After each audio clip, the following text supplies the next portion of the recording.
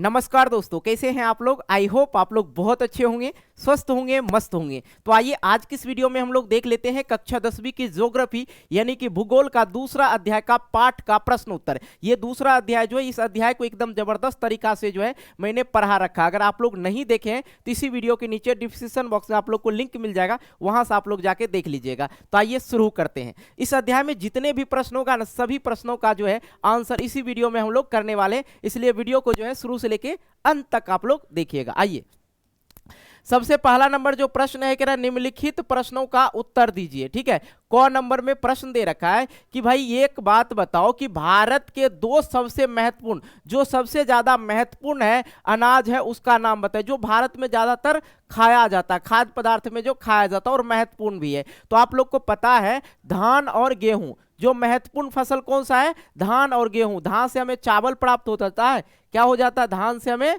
चावल, चावल बोलिए या धान बोलिए, बात बराबर ही है, क्योंकि धान से ही चावल बनता है कि नहीं जी। तो चावल जो हो जाएगा धान से हो जाएगा, और गेहूं हम लोग क्या खाते हैं, क्या खाते हैं भाई, चावल और रोटी खाते हैं। तो ये जो है धान और गेहूं जो है भारत के महत्वपूर्ण अनाजों का नाम है। दो दो ही बोल रहा था ना, भारत के दो सबसे महत्वपूर्ण अनाजों का नाम बतावे। तो हो गया ना प्रश्न का आंसर एक ही शब्द में। आइए नेक्स्ट प्रश्न की ओर आते हैं। कह रहा भारत में कौन से प्रमुख मोटे अनाज उगाए जाते हैं। मोटे अनाज में मैंने आप लोग को बताया था कि क्या हो जाएगा, ज्वार, बाजरा और रागी, ये तीनों जो है मोटे अनाज है। ये तीनों जो है क्या है, मोटे अनाज है। हालांकि अभी जो है ये खाया नहीं जाता। ये जो ज्वार है ये महाराष्ट्र में ज्यादा होता है। कहाँ होता है, महाराष्ट्र में इसकी उत्पादन किया जाता है, महाराष्ट्र में इसका उत्पादन ज्यादातर किया जाता है। मैंने बता रखा अध्याय में, आप लोग जाके जरूर देख लीजिएगा। अगर मोटे अनाज की बात है तो ज्वार, बाजरा और रागी आप लोग को लिख देना, कोई दिक्कत नहीं ना। आइए ग नंबर प्रश्न है कि भारत की 3 नकदी फसलों का नाम बतावे। नकदी फसलों का नाम बतावे, जो व्यापार के लिए जो फसल किया जाता है उसे ही क्या कहते हैं, नगदी फसल कहते हैं। व्यापार के लिए जो फसल उगाया जाता है उसे ही क्या कहते हैं, नगदी फसल कहते हैं। तो आम वगैरह, आम हो गया, संतरा हो गया, केला हो गया, ये सब क्या हो गया, नगदी फसल हो गया।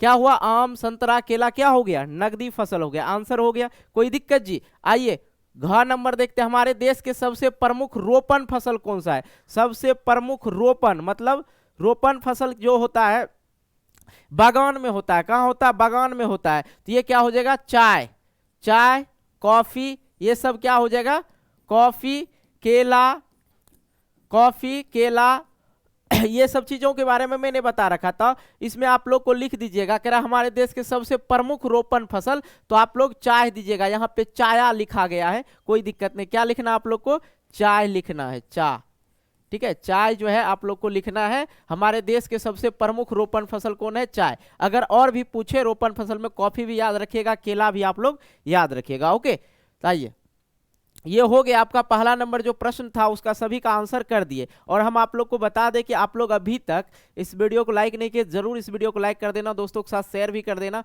और क्या बोले कमेंट करके बता भी देना। चलो भाई, अब यहाँ पे बात करते हैं आप लोग का जो राजनीति शास्त्र था। आप लोग का राजनीति शास्त्र जो था, ये पूरा बुक जो है मैंने आप लोग को पढ़ा रखा, पूरा बुक आप लोग को पढ़ा दिए, साथ में उसके क्वेश्चन आंसर को भी करवा रखे। अगर आप लोग नहीं देखे हैं तो जरूर आप लोग जाके एक बार जरूर देख लीजिएगा। ठीक है, इसी वीडियो के नीचे डिस्क्रिप्शन बॉक्स में लिंक दे देंगे प्ले स्टोर का, प्ले लिस्ट का, प्ले स्टोर का नहीं। दूसरी बात कि आप लोग का जो इकोनॉमिक्स था, इकोनॉमिक्स जो था ये जो है आप लोग का पूरा बुक जो है मैंने पढ़ा रखा इकोनॉमिक्स का, और उसके बाद इसके सभी का जो है क्वेश्चन आंसर भी करवा रखे। अगर नहीं देखे जरूर आप लोग जाके देख लीजिएगा, इसी वीडियो के नीचे डिस्क्रिप्शन बॉक्स में लिंक दे रखे। एकदम जबरदस्त तरीका से, बारीक तरीका से पढ़ाएं, जरूर एक बार विजिट जरूर करना आप लोग। ओके, आ जाओ भाई। दूसरा नंबर प्रश्न देखो, बहुत आसान है। कह रहा अंतर बताओ, कह रहा अंतर बताओ। 2 प्रश्न दे रखा है इसमें, ठीक है। एक तो नगदी और रोपण फसल में अंतर पूछ रहा है, दूसरा व्यापारिक कृषि और निर्वाह कृषि में क्या पूछ रहा है, अंतर पूछ रहा है। तो आइए सबसे पहले जो हम लोग क्या जान लेते हैं कि भाई ये पहला जो है नगदी और रोपण फसल लिखना है। वैसा फसल जिसके उत्पादन सीधे बाजार में बेचकर नगद पैसा किया जाता है, नगद पैसा प्राप्त किया जाता है नगदी फसल कहलाता है, या व्यापारिक रूप से जो फसल किया जाए उसे ही नगदी फसल कहा जाता है। और नगदी फसल में मैंने आप लोग को बताया आम, केला, लीची, ये सब जो है क्या होता है, नगदी फसल होता है। ले जाओ बाजार में बेचो और पैसा मिल जाएगा। अब यहाँ पे दूसरा है कि भाई रोपण फसल क्या होता है, वैसा फसल जिसे एक बार लगाकर कई वर्षों तक उत्पादन प्राप्त किया जाता है उसे ही रोपण फसल, रोपण कृषि या रोपण फसल कहते हैं। एक बार लगा, जैसे केला का वृक्ष लगा दीजिएगा ना, फिर कटवाइए, काट दीजिए, जब उससे उत्पाद हो जाए, केला एक बार आ जाए तो फिर से वो केला का जो वृक्ष है फिर से वृद्धि करने लगता है। केला का जो वृक्ष है वो फिर से वृद्धि करने लगता है। चाय लगाइए एक बार, उसे बार बार जो है आप उससे फल को प्राप्त कर सकते, कोई दिक्कत की बात नहीं है, ठीक है। चाय, कॉफी, ये सब जो किस में आ जाता है, रोपण फसल में आ जाता है। बात समझ में आ रहा है। इसमें क्या होगा, वैसा फसल जिसके उत्पादन सीधे बाजार में बेचकर नगद पैसा प्राप्त किया जाता है, नगदी फसल कहलाती है, जैसे आम, केला, लीची। ओके, और यहाँ पे था रोपण फसल, वैसा फसल जिसे एक बार लगाकर कई वर्ष तक उत्पादन प्राप्त किया जाता है, रोपण कृषि कहलाता है। चाय हो गया, कॉफी हो गया, ये सब जो है क्या हो गया, रोपण फसल हो गया। क्या हो गया, रोपण फसल में आ जाता है। ओके, चाय का बागान होता है, कॉफी का क्या होता है, बागान होता है। इसके बारे में मैंने आप लोग को बताया था। ये जो चाय है कहाँ मिलता है दार्जिलिंग का नाम बताए थे आप लोग को, दार्जिलिंग, पश्चिमी बंगाल, यहाँ पे चाय ज्यादा मिलता है। आसाम में चाय मिलता है कि नहीं। चलो भाई, इन सभी चीजों के बारे में अध्याय में एकदम जबरदस्त तरह से डिस्कशन किए हैं, तो देख लीजिएगा। यहाँ पे डिस्कशन करेंगे थोड़ा वीडियो लंबा हो जाएगा, इसलिए नहीं कर रहा हूँ। आ जाओ, घर नंबर, व्यापारिक कृषि और निर्वाह कृषि। व्यापारिक कृषि क्यों किया जाता है भाई, व्यापार करने के लिए किया जाता है। निर्वाह मतलब अपना जीवन यापन करने के लिए हम लोग जो कृषि करते हैं, जैसे घर के पीछे थोड़ा सा छोटा जगह होता है, उसमें क्या करते हैं, गोभी वगैरह लगा देते हैं, आलू लगाते हैं, ताकि उससे हमारा जीवन निर्वाह हो जाए कुछ दिनों के लिए। इसलिए यही दोनों अंतर है, इसमें कुछ है ही नहीं। निर्वाह, जबकि निर्वाह खेती वह है जिसमें फसलें अपने उपयोग के लिए उगाई जाती है उसको क्या कहेंगे, निर्वाह। व्यापारिक कृषि किसको कहेंगे, जब फसलें, हटाओ इसको, जब फसलें व्यापारिक उद्देश्य के लिए उगाई जाती है, बेचने के लिए, व्यापारिक उद्देश्य से बाजार में बेचना है, तो उसे क्या कहेंगे, व्यावसायिक खेती या व्यापारिक कृषि कहेंगे। ओके, आई होप ये क्लियर हो गया। थोड़ा सा हम पानी पी लेते हैं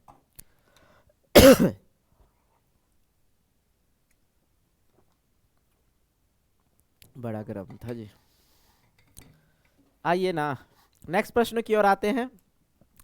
नेक्स्ट प्रश्न हमारे पास है तीसरा नंबर। भाई तीसरे नंबर प्रश्न पे आ जाओ, तीसरे नंबर प्रश्न पे आ जाओ। और तीसरे नंबर प्रश्न कह रहा है कि निम्नलिखित में से प्रत्येक के लिए एक शब्द लिखिए। प्रत्येक के लिए एक शब्द लिखना है। कह रहा है हमारे देश में मानसून के आरंभ, मतलब मानसून के आरंभ में, शुरू में बोए जाने वाली, शरद ऋतु में काटे जाने वाली फसल कौन सा होता है, खरीफ फसल होता है। जो मानसून जैसे ही शुरू होता है, मौसम का बदलाव जो है जैसे ही शुरू होता है, उस समय लगाया जाता है। और शरद ऋतु में उसको क्या किया जाता है, शरद ऋतु में जो है उसको काटा जाता है, तो उसको कहते हैं खरीफ फसल। ठीक है, और ये ना बहुत ही ज्यादा भी आई है, ये सब प्रश्न जो है पूछा जाता है। वर्षा के पश्चात जाड़े में बोए जाने वाली और वसंत ऋतु में काटे जाने वाली फसलें कौन से होते हैं, तो उसको कहते हैं रवि फसल। रवि फसल, महीना वगैरह भी मैं आप लोग को अध्याय में बता रखा हूं। ओके, भूमि जिससे खेती करके छोड़ दिया जाए, भूमि जिसे खेती करके छोड़ दिया गया है ताकि उर्वरता लौट सके और उस पर पुनः खेती हो सके, उसको कहते हैं चालू पड़ती खेती। क्या करते हैं लोग, एक बार उस खेती में क्या करते हैं, अनाज बोते हैं, फिर दूसरा साल क्या करते हैं, उस पर छोड़ देते हैं ताकि मिट्टी की जो उर्वरता है अच्छा हो जाए, और नेक्स्ट टाइम जब भी उस पर खेती किया जाए तो उपज जो है अधिक हो। इसलिए घर नंबर देखिए, कारखानों के उत्पादन से मिलती जुलती वैज्ञानिक एवं व्यापारिक ढंग से की जाने वाली एक फसल खेती है। तो क्या हो जाएगा, चाय जो है, चाय जो है कारखाना के उत्पादन से मिलती जुलती वैज्ञानिक तथा व्यापारिक ढंग से की जाने वाली एक फसल खेती है, तो होता है चाय की खेती। आई होप तीसरा नंबर प्रश्न जो था, जो भी एक शब्द वाला, ये खत्म हो गया। किसी को कोई दिक्कत समझने में प्रॉब्लम है नहीं ना। आ जाओ भाई चौथे नंबर प्रश्न पे आते हैं। अच्छा, अब लघु उत्तरीय प्रश्न को हम लोग कवर करेंगे, लघु उत्तरीय प्रश्न, ठीक है। इसमें शॉर्ट प्रश्न दे रखा है, तो इन सभी प्रश्नों को देखते हैं। कह रहा भारत में उपजाने वाली 2 खाद्य, नकदी एवं रेशे वाली फसलों का नाम लिखे। 2 खाद्य फसल, 2 खाद्य फसल क्या हो गया, धान और गेहूं हो गया। 2 नकदी फसल, 2 नकदी फसल आम और संतरा लिख दीजिए, केला भी लिख सकते हैं। और 2 रेशे वाली फसल, 2 रेशे वाली फसल कपास हो गया, जूट हो गया। भारत में उपजने वाली 2 खाद्य पदार्थ, धान और गेहूं, नकदी फसल आम और संतरा, और रेशे वाली फसल का नाम बताएं तो कपास और जूट। कोई दिक्कत नहीं ना। आइए, उपयुक्त फसलों के उत्पादन करने वाली 2 प्रमुख राज्यों का नाम लिखे। यहां जो मैंने आप लोग को बताया, ठीक है, यहां जो बताया 2 खाद्य पदार्थ, 2 नकदी फसल, 2 रेशे वाली फसल, कह रहा उपयुक्त मतलब ऊपर में जो फसल उत्पादन करने वाली 2 राज्यों का नाम बताना है जहां जहां पे उसका उत्पादन होता है। तो खाद्य फसल का उत्पादन देखिए, खाद्य फसल का उत्पादन राज्य कौन हो गया, धान जो है पश्चिम बंगाल में अधिक होता है, आंध्र प्रदेश में अधिक होता है। तो धान के बारे में 2 राज्य पूछ रहा है, धान के बारे में कहाँ कहाँ, पश्चिम बंगाल में और आंध्र प्रदेश में। अब दूसरा जो है गेहूं है, तो गेहूं भाई हो गया आपका पंजाब और उत्तर प्रदेश, बिहार भी लिख सकते हैं, कोई दिक्कत की बात नहीं है, ठीक है। गेहूं कहाँ पे, पंजाब में और उत्तर प्रदेश में, ये हो गया, इसका हो गया ना। अब 2 नकदी फसल देख लो, 2 नकदी फसल मैंने बताया आम और संतरा। तो वही नकदी फसल के उत्पादक राज्य जो है कौन हो जाएगा, आम जो है उत्तर प्रदेश, बिहार भी लिख सकते हैं, कोई दिक्कत की बात नहीं, बिहार में भी उत्पादन होता है।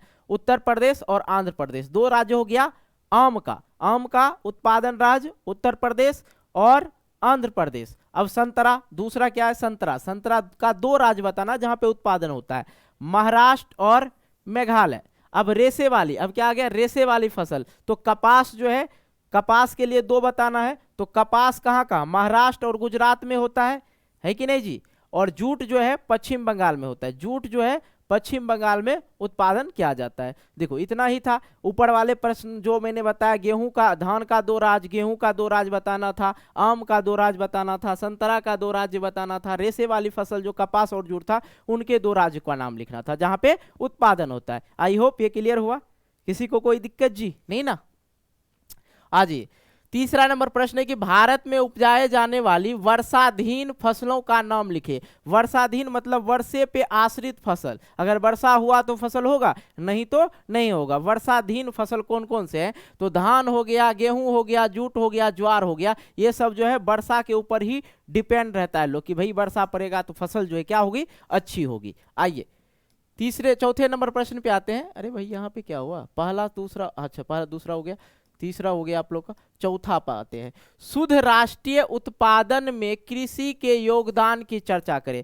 शुद्ध राष्ट्रीय उत्पादन किसको कहते हैं, पूरे भारत का एक शुद्ध राष्ट्रीय उत्पादन होता है, लोगों के जो जैसे सेवा क्षेत्र से कितना हो रहा है, कृषि क्षेत्र से कितना हो रहा है, ये सब राष्ट्रीय आय में जोड़ा जाता है। प्रति व्यक्ति आय जानते हैं ना, नहीं जानते हैं, बहुत दिक्कत होगा, आप लोग सिविक्स नहीं पढ़े इसका मतलब, अगर नहीं जान रहे, और जो बच्चे जान रहे हैं वो सिविक्स पढ़े हैं। सिविक्स में मैंने बता रखा है राष्ट्रीय आय, प्रति व्यक्ति आय, सभी चीज़ों के बारे में चर्चा कर रखा है। तो आप लोग का जो किताब है ना एक दूसरे से रिलेट करता ही है, कहीं कोई दिक्कत की बात नहीं, मिल जाएगा कहीं ना कहीं। चलो भाई, भारत कृषि, ठीक है, कृषि प्रधान देश होने के कारण भारतीय कृषि अर्थव्यवस्था में नींव के पत्थर की भांति महत्व रखती है। ठीक है, हमारे सकल राष्ट्रीय उत्पादन का 40% अंश कृषि से ही प्राप्त होता है। हमारे सकल राष्ट्रीय उत्पादन का 40% अंश जो है कृषि से ही प्राप्त होती है। भारतीय कृषि को उद्योग का दर्जा प्राप्त है क्योंकि यहाँ के 70% आबादी कृषि पर ही निर्भर है। परंतु स्वतंत्रता के बाद सकल घरेलू उत्पाद में कृषि का योगदान लगातार घटते जा रहा है। क्योंकि मैंने आप लोग को चर्चा किया था ना भाई, अब किसान जो है, किसान के साथ ऐसी हालत हो गई है कि पूछो मत। मान लो भाई किसान और जवान दो के बारे में बताया था कि हमेशा उन दो व्यक्तियों के हमेशा अपने दिल में इज्जत रखना। किसान अगर खेती करना छोड़ दे तो कल पैसा होते हुए भी आप भूखा रह जाइएगा, और सैनिक जो है बॉर्डर छोड़ दे तो दूसरे देश वाला यहाँ पे आके गर्दा छोड़ा देगा। इसलिए हमेशा, और दोनों व्यक्ति जो होते हैं हमेशा ईमानदार होते हैं। एक बॉर्डर पर रहने वाले व्यक्ति और दूसरा एक किसान जो घर में खेती बाड़ी करते हैं। इसलिए मैं हमेशा कहता हूं कि भाई दो व्यक्तियों के जो है हमेशा दिल में इज्जत बनाए रखना, एक बॉर्डर पे रहने वाले सैनिक का और दूसरा किसान का। ठीक है, दोनों झूठ नहीं बोलते हैं, दोनों गद्दारी वाला काम नहीं करते हैं। वो बॉर्डर पे हैं इसलिए हम लोग यहाँ पे सुरक्षित हैं। अनाज किसान बोते हैं खेतों में तब हम लोग के लिए खाना बन पाता है, नहीं तो संभव नहीं है। पैसे रहते हुए भी क्या हो जाएंगे, भूखा हो जाएंगे। इसलिए हमेशा किसान और जवान का इज्जत करना चाहिए। इसलिए कहा जाता है जय जवान जय किसान। ओके, चलो भाई, किसानों के साथ क्या अन्याय हो रही है मैंने इनके बारे में चर्चा कर रखा है। क्या होता है कि जब किसान अनाज बोते हैं और जब उनकी क्षति हो जाती है किसी प्रकार से, उनकी भरपाई सरकार नहीं कर पाती है। हालांकि ये कार्यक्रम चलाया गया बट सक्सेसफुल नहीं हो रहा है किसानों के लिए। किसान रोज देखिएगा किसानों की मृत्यु होती जा रही है दिन पे दिन, और किसान खेती करना छोड़ रही है। किसान अगर खेती करना छोड़ देगी तो फिर क्या होगा, प्रलय ही होगा ना भाई। पैसा कमाओ, चाहे 1 लाख कमाओ, 2 लाख कमाओ, 10 लाख कमाओ, कोई फर्क नहीं पड़ता, आपके घर की चूल्हा नहीं जल सकती है। अब किसान भी क्या करे भाई, वो अपने लिए खेती कर लेता है। अब धीरे धीरे किसान जो है छोड़ रहा है, गांव के लोग जो है अब अपने स्टाइल को बदल रहे हैं, शहरी स्टाइल में ला रहे हैं। तो खाना फिर नूडल्स पिज्जा बर्गर यही चलेगा ना, दूसरे देश के खाना यही होगा। ये चीजें होती है। तो क्या पहले जो था भारत एक कृषि प्रधान देश था ही, और यहाँ के 70% लोग जो थे कृषि पे ही आश्रित था। लेकिन आज के डेट में देखा जाए तो कृषि धीरे धीरे क्या हो रहा, घटते जा रहा। आजादी के बाद ही धीरे धीरे इसकी जो है संख्या कमते जा रहा है, प्रतिशत जो है डाउन होते जा रहा है। ओके, तो कह रहा शुद्ध राष्ट्रीय उत्पादन में कृषि के योगदान की चर्चा करें तो भारत कृषि प्रधान देश होने के कारण भारतीय कृषि अर्थव्यवस्था के पत्थर की भांति महत्व रखती है। ठीक है, अर्थव्यवस्था में जो है, अर्थव्यवस्था में नींव के पत्थर की भांति महत्व रखती है। हमारे सकल राष्ट्रीय उत्पादन का 40% अंश कृषि से प्राप्त होती है। भारतीय कृषि को उत्पादन का दर्जा प्राप्त है क्योंकि यहाँ के 70% आबादी जो है कृषि पर निर्भर रहती है। परंतु स्वतंत्रता के बाद अगर देखा जाए तो सकल घरेलू उत्पादन में जो है कृषि का योगदान जो है धीरे धीरे करके घटते जा रहा है। ठीक है, क्योंकि किसान को मुनाफा ही नहीं हो रहा है, वो जितने लगाते उतने ही पा रहे हैं। बोते समय उनको जो पैसा लगता है, बीज का जो पैसा लगता है, वो दाम जो होते हैं अधिक होते हैं। खाद का जो पैसा लगता है वो दाम अधिक होते हैं। लेकिन भैया जब उपजाते हैं ना किसान, तो बेचने समय ना बहुत कम रेट में उनका उत्पादित वस्तु को खरीदा जाता है सरकार के द्वारा भी। अगर किसान बोले कि भैया दाम हम अधिक लेंगे तो सरकार क्या करते हैं, दूसरे देश से अनाज मंगवा लेते हैं। चलो भाई ये चीजें हो रही है तो फिर दिक्कत तो होगा ही। चलो भाई 5वें नंबर प्रश्न की ओर आते हैं। भारतीय कृषि को निम्न उत्पादक के कारणों को संक्षिप्त में वर्णन करें। भारतीय कृषि का जो है निम्न मतलब कम, निम्न मतलब क्या होता है, कम उत्पादकता, मतलब कम उत्पादन का क्या कारण है।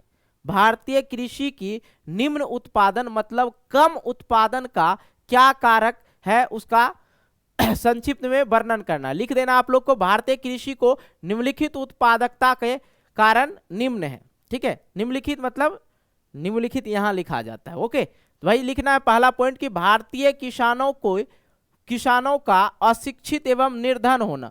भारतीय किसान जो होते हैं, हालांकि आज के डेट में एक बात बोलूंगा तो लोगों को लगेगा कुछ ना कुछ बुरा, लेकिन सही बता रहे हैं। जो व्यक्ति पढ़े लिखे नहीं रहते, या तो वो मजदूरी वाला काम करते या खेती वाला काम कर लेते हैं भारत के अंदर, तो अशिक्षित रहते हैं। तो उन्हें समझ में नहीं आता कब हमें सिंचाई करने, वो 3 महीने 2 महीने की समय देख लेते हैं। पेड़ पौधा के बारे में उनको जानकारी नहीं रहती कि हमारी फसलें क्या हो रही है, हमारी फसल को और क्या चाहिए।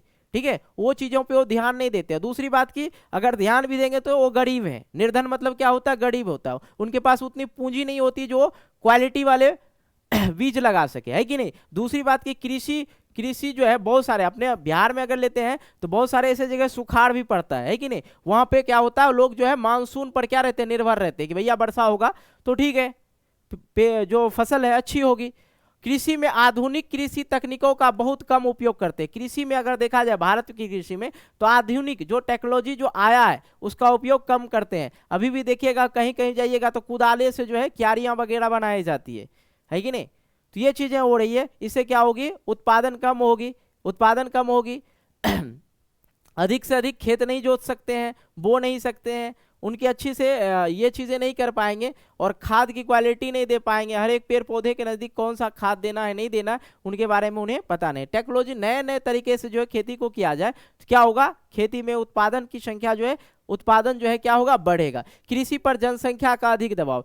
कृषि आज देखा जाए जनसंख्या जो है इतनी बढ़ती जा रही है मेरे भाई कि पूछो मत। आज के डेट में जहाँ पे जमीन पे खेती होती थी वहाँ पे घरों और महल बना हुआ है और फैक्ट्रियां बना हुआ है। लोग की संख्या बढ़ते जा रही है, खेती कम होते जा रही है, जंगल कम होते जा रहा है, पर्यावरण हमारा दूषित होते जा रहा है, इसलिए तो हम लोग बीमार होते जा रहे हैं, है कि नहीं। घटता कृषि भूमि क्षेत्र, खेतों को छोटा आकार, मतलब यहाँ पे क्या हो रहा है, छोटे छोटे आकार हो रहा है, खेतों की जो आकार है अब छोटे हो रहे। मान लो जो भाई हम तीन भाई, हमारे पिताजी के पास जितने भी जमीन है 1 बीघा ही जमीन है, तो उसमें 3 कट्ठा हम लोग बनाए अलग अलग करके, सॉरी 3 कट्ठा नहीं, हम लोग 1 बीघा मतलब कितना होता है, 20 कट्ठा होता है कि नहीं, कट्ठा वगैरह समझते ही होंगे। तो उसमें से हम लोग क्या करेंगे भाई, बराबर बराबर हिस्सों में 3 हिस्सों में बांटेंगे, फिर मेरे बेटे होंगे वो अपने अपने हिस्से को उसमें लगाएंगे, है कि नहीं। तो इससे क्या होगा, छोटा खेत हो जाता है कि नहीं। कृषि उत्पादों को उचित मूल्य नहीं मिलता, कृषि जो उत्पाद करते हैं उसको जो उचित मूल्य होना चाहिए, जो दाम देना चाहिए वो नहीं दे पाते हैं सरकार। कृषि में वाणिज्यिकरण का अभाव है। कृषि में हम लोग जो है नॉर्मल किसान जो है खेती तो करते हैं, लेकिन वो व्यापार के रूप में अगर करे तो उसे बहुत ज़्यादा बेनिफिट हो सकता है। व्यापारिक रूप से कृषि नहीं होता है। नॉर्मली किसी के पास 5 बीघा जमीन है, 10 बीघा जमीन है, नॉर्मली वो लगा देते हैं और उसे उत्पादन हुआ कुछ खाने के लिए रख लेते हैं, कुछ बेच देते हैं।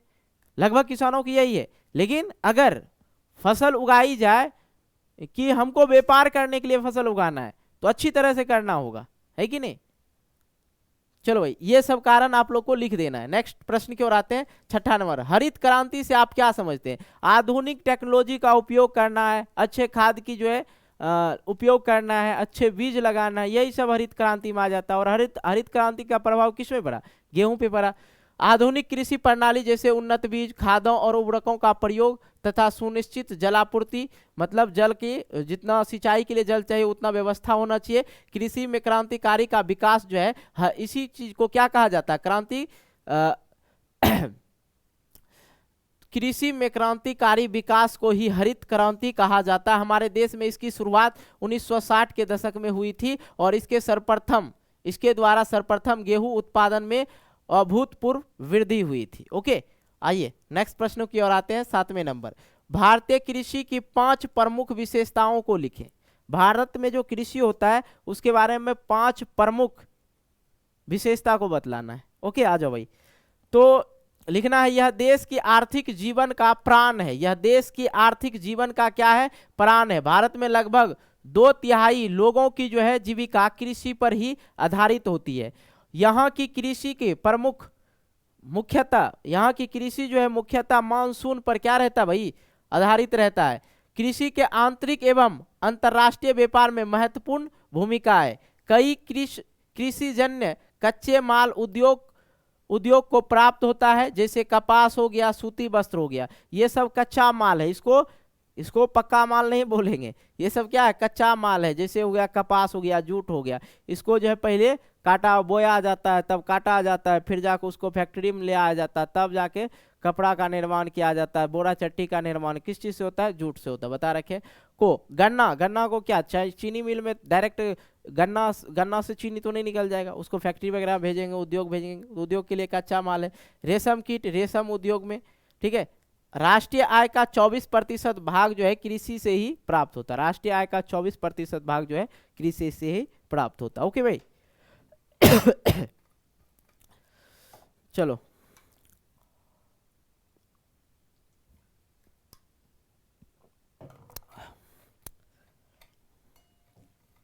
आते हैं 8वें नंबर प्रश्न पे। कह भारत में उपजाए जाने वाली प्रमुख खाद्य एवं व्यावसायिक फसलों का नाम लिखिए। भारत की जो प्रमुख खाद्य फसल है जो हम लोग खाते हैं, क्या है, धान और गेहूं, मक्का, ज्वार, बाजरा, रागी, अरहर, मूंग इत्यादि, ये सब चीजों को हम खाते हैं, है कि नहीं। आइए, भारत की प्रमुख व्यावसायिक फसल क्या हो गया, चाय हो गया, जो व्यापारिक रूप से किया जाता है, व्यापार के लिए किया जाता है। चाय की खेती अपने खुद के लिए, घर के लिए तो चाय कोई नहीं उपजाएगा, है कि नहीं भाई? कौन उपजाएगा? कितना चाय पीते हैं लोग, इसलिए चाय हो गया, कॉफी हो गया, रबर हो गया, गन्ना हो गया, केला हो गया, इन सभी चीजों की जो खेती होती है, फसल उगाई जाती है, वो व्यापारिक के लिए उगाई जाती है, व्यवसायिक के लिए जो है उगाई जाती है। भारत की प्रमुख फसल जो खाने लायक हो, जो खाते हैं हम लोग, उसे खाद्य कहते हैं। ठीक है, तो हो गया आप गेहूं, धान, मक्का, ज्वार, बाजरा, रागी, अरहर, मूंग, ये सब लिख सकते हैं, कोई दिक्कत नहीं ना। चलो भाई, ये अध्याय जो था आपका, इतना ही प्रश्न था, सभी प्रश्नों का आंसर कर दिए। आई होप आप लोग को समझ में आ गया होगा। और हाँ, वीडियो अच्छी लगी तो यार वीडियो को लाइक ज़रूर कर देना। और बाकी पीछे भी हमने बहुत सारी चीज़ें पढ़ा रखी है। पहला अध्याय में जो था 7 खंड था, 6 खंड था, एक वो वाला, तो 6 खंडों को मैंने एकदम विस्तृत रूप से पढ़ाया है, ज़रूर आप लोग जाके देखेंगे। बाकी इस वीडियो को हम यहीं पे समाप्त करेंगे। अब बचा ही नहीं तो फिर पढ़ाएंगे क्या, है कि नहीं? तो इसके बाद जो नेक्स्ट तीसरा अध्याय है वो आप लोग का आएगा, तो इंतजार करें। मिलते हैं एक नए वीडियो को लेके, तब तक के लिए बाय बाय, जय हिंद, जय भारत।